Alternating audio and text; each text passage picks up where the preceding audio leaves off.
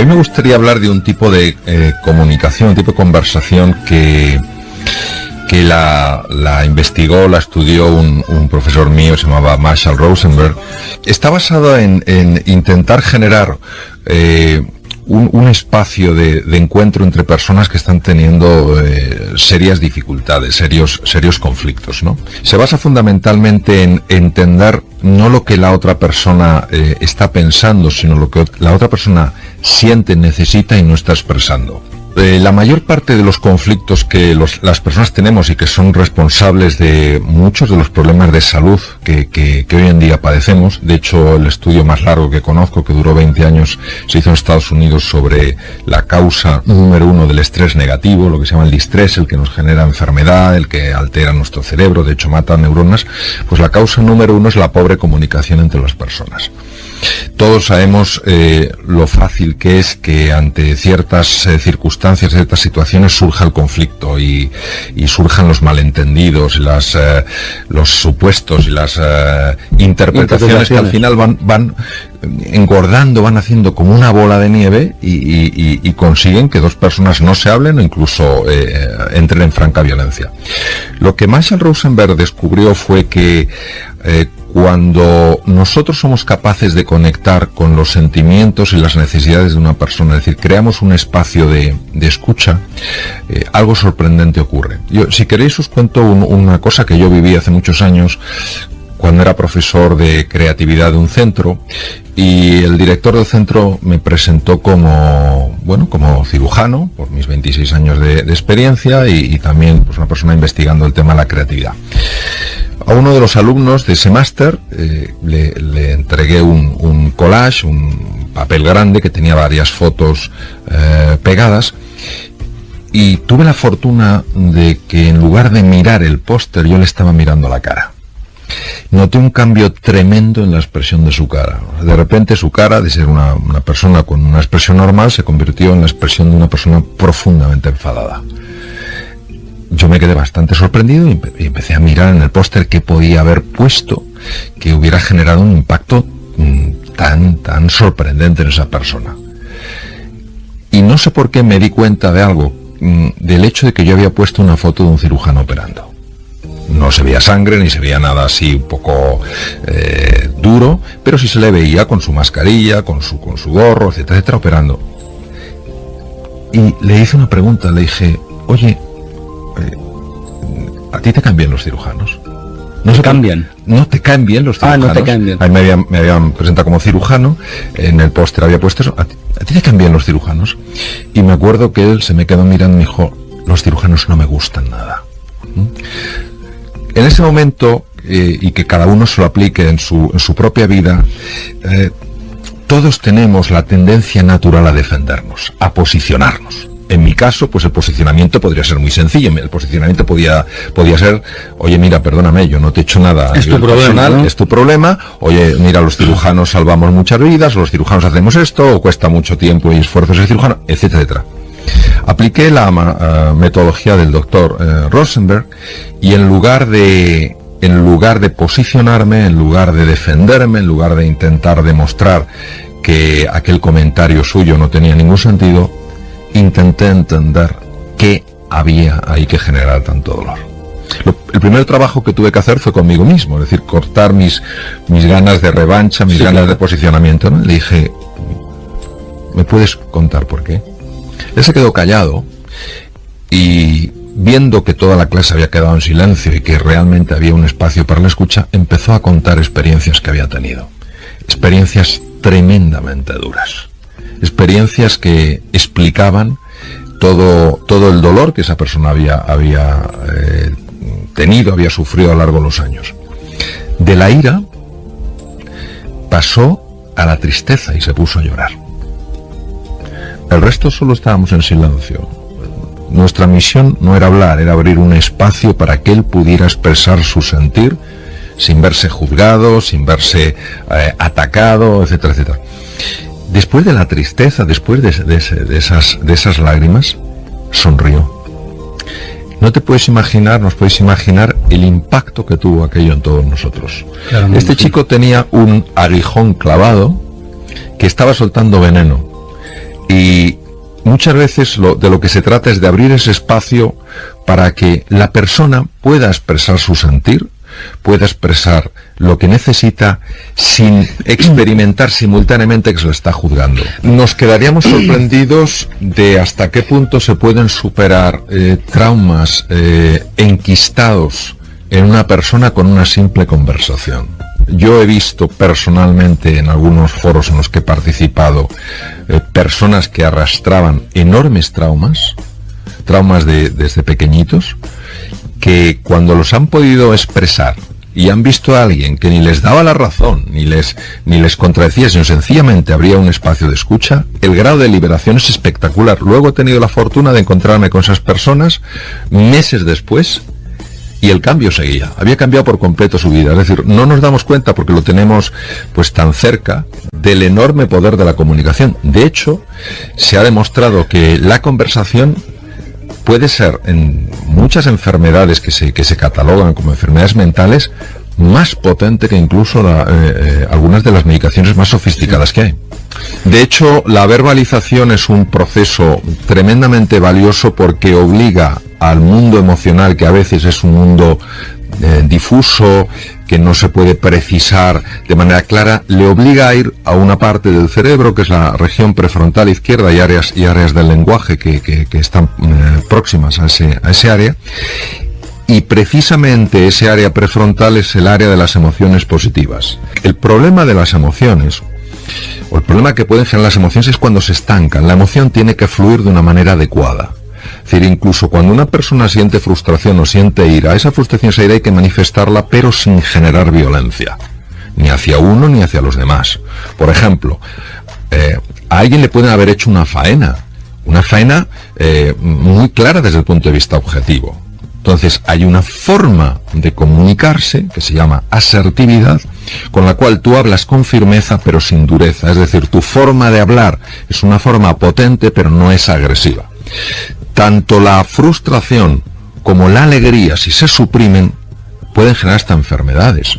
Una persona que sea alegre, que le guste pues transmitir su ilusión por las cosas, que viva en un entorno que sea muy punitivo, que castigue la expresión de la alegría porque parece que está fuera de tono, fuera de lugar, y esa persona secuestra su alegría, sucede lo que llamaba Gustav Jung la sombra blanca. Esa alegría, precisamente por estar estancada, empieza a generar problemas.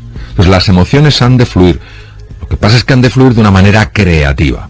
Por eso es tan importante conectar con los sentimientos y con las necesidades de las otras personas y abrir sencillamente un espacio de escucha. Si escribir en un diario ya tiene ese poder, ¿qué poder no tendrá encontrarte con una persona que es capaz de actuar como contenedor de ese mundo emocional, dejar que tú puedas expresar eso sin que esa persona que lo está expresando se sienta juzgado?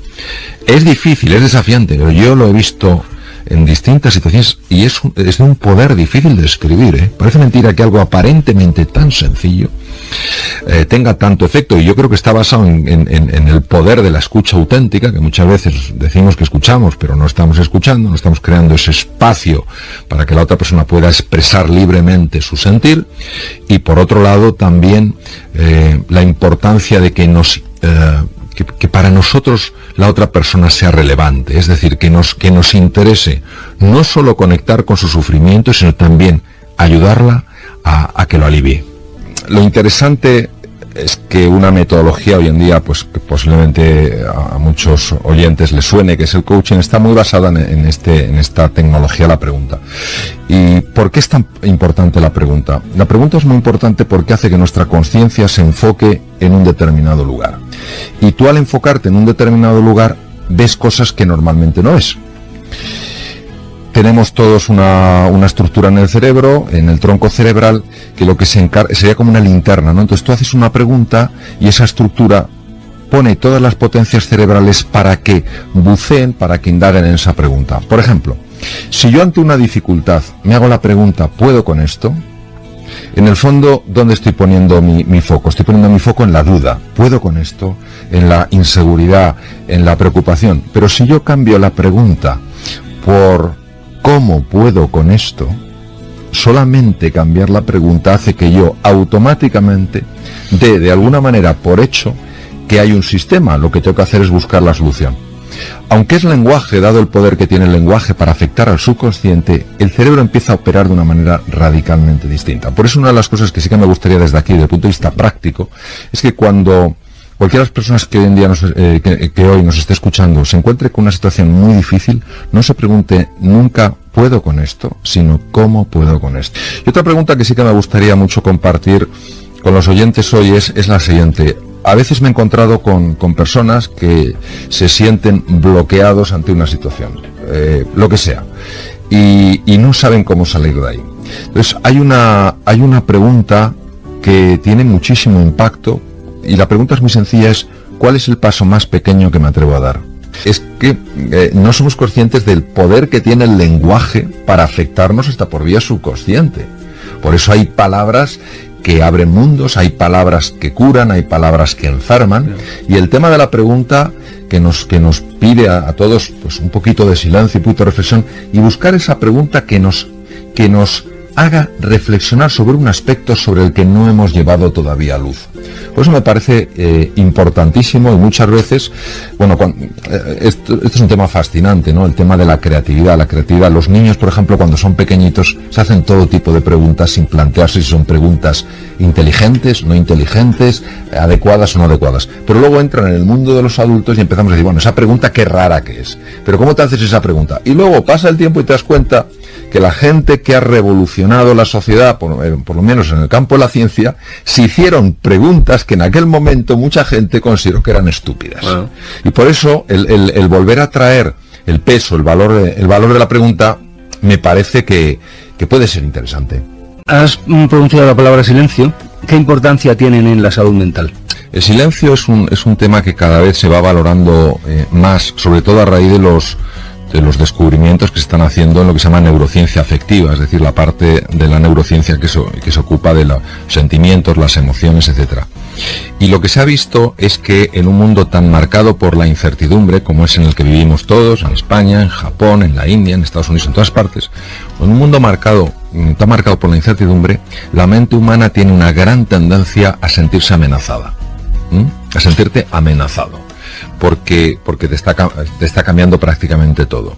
Entonces, cuando una persona se siente amenazada, cambia toda su actividad neuronal, y con un registro con electroencefalograma, que son estos cables, digamos, que se ponen sobre el cuero cabelludo, tú registras una desorganización del cerebro. O sea, lo que se llama una desincronización. Incluso los dos lados del cerebro empiezan no a funcionar de una manera colaboradora, ¿no?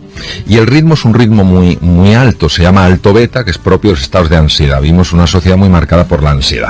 La simple incertidumbre muchas veces genera este estado de alerta, porque el cerebro humano está posicionado a defenderse antes del peligro que a buscar la oportunidad. Porque imaginemos en la época, hace muchos años, si tú dejabas de comerte una fruta, no te pasaba nada, pero si dejabas de ver al depredador, perdías la vida, ¿no?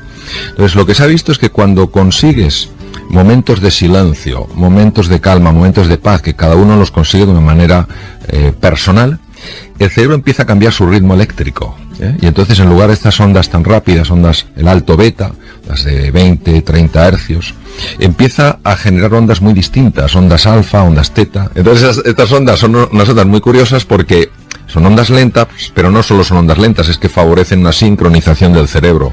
Yo creo que el ser humano es siempre un ser social, es decir, que nosotros nos hacemos en sociedad y que nos necesitamos enormemente unos a otros. Y es verdad que una soledad de alguien que diga, a mí no me interesa estar con los demás, yo no sé qué, yo creo que esa persona no saldría adelante. Pero sí creo que cada uno tiene su forma de ver la soledad, cada uno tiene que saber hasta qué punto le beneficia la soledad, y sí creo que de cara un poco al mundo en el que vivimos, es importante buscar esos momentos de tranquilidad, esos momentos de silencio, esos momentos donde intentas que esa actividad mental a veces tan excesiva se pare un poco, porque no solamente uno se queda como más relajado y más cómodo, es que se sabe que tiene un gran impacto en la salud, es que ese cambio de modo de actuación cerebral tiene efectos sumamente beneficiosos.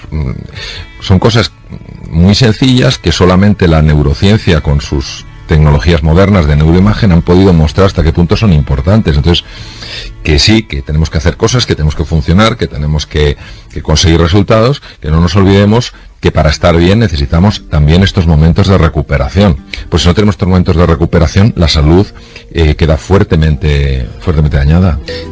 Hay dos procesos que son la causa del envejecimiento. Uno de ellos es lo que se llaman los radicales libres. Los radicales libres son unas moléculas muy inestables que se producen cuando la célula obtiene energía a través del metabolismo, cuando utiliza el oxígeno y la glucosa para generar esos elementos energéticos, se llama el ATP, y todo eso produce de forma inevitable unos residuos que se llaman radicales libres. El problema de los radicales libres es que son muy inestables porque les falta un electrón, y entonces empiezan a golpear a diestro y siniestro el resto de las moléculas y pueden generar desde el impedimento absoluto de que una célula se reproduzca hasta incluso mutaciones. Son las causas principales de mutaciones. Cuando golpean el ADN para robarle un electrón y entonces generan una mutación. Uno de los elementos que aumenta el número de radicales libres es el tabaco. Pues muchas veces se habla del tabaco por otros efectos, por la nicotina, etcétera, pero no se habla de que el tabaco produce un aumento de radicales libres. Y luego, desde el punto de vista de la alimentación, tres elementos que favorecen mucho la bajada de radicales libres son los cítricos, los frutos rojos y los vegetales. Pues el consumo de vegetales es muy interesante por eso, porque baja los radicales libres. Y luego otros elementos que sí se ha visto que son muy protectores de la longevidad han sido estudiados buscando aquellas poblaciones del mundo más longevas. Hablamos de poblaciones donde un número importante de habitantes tenían más de 100 años y tenían buen estado general. Todos ellos consumen mucho más pescado que carne, de pescado marino. En segundo lugar, toman bastantes vegetales. Tercero, todos tienen un círculo de amistad. Es difícil señalar la importancia de los amigos, de tener encuentros con otras personas, de compartir experiencias. Todos ellos hacen ejercicio físico. El ejercicio físico baja los radicales libres. Es muy importante que esto se sepa. Y luego, estamos hablando de personas de más de 100 años, tienen una ilusión en el futuro. Ten en cuenta, por ejemplo, en el tema de la comunicación, cuando tú generas una relación de encuentro, es decir, estás a gusto con una persona y charlas de lo que sea, en tu caso, pues que te gusta el submarinismo, pues hay una liberación lo hemos comentado en algunas ocasiones aquí, una liberación de oxitocina. La oxitocina es una protectora natural de la salud.